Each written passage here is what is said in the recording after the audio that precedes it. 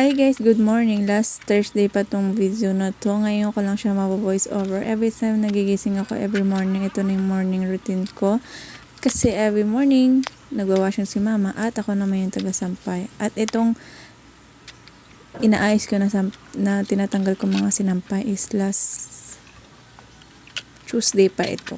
Ngayon na lang naligpit kasi ngayon lang naman nagkaroon ng isasampay ulit. Ganon yung ginagawa ko. Every time na magsasampay ako at may isasampay na ako, tsaka ko palang matituklop ang mga damit na nakasampay na, una pa lang nangyari. Ayan. For the puti tayo, kasi na Tuesday is mga decolor ngayon, ay mga diputi naman tayo. Konti lang to kasi hindi naman kami mahilig sa mga light color, mas namin mga dark color kasi mahirap maglaban ng puti.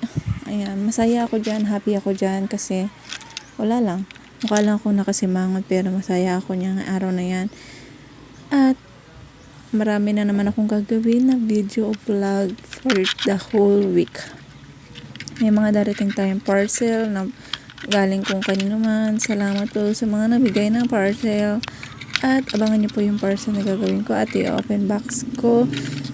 From kusina to loob ng bahay, lahat yun kasama. And ayan na, magliligpit na ako ng mga hanger. Dito ko na lang nilagay yung mga hanger sa labas para di na ako mahirapan. And maglilinis na tayo. Ito yung morning routine ko every day.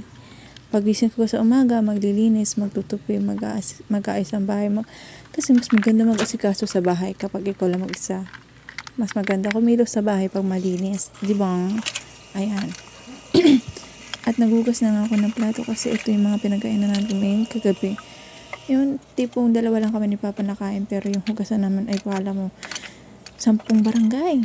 Sharias.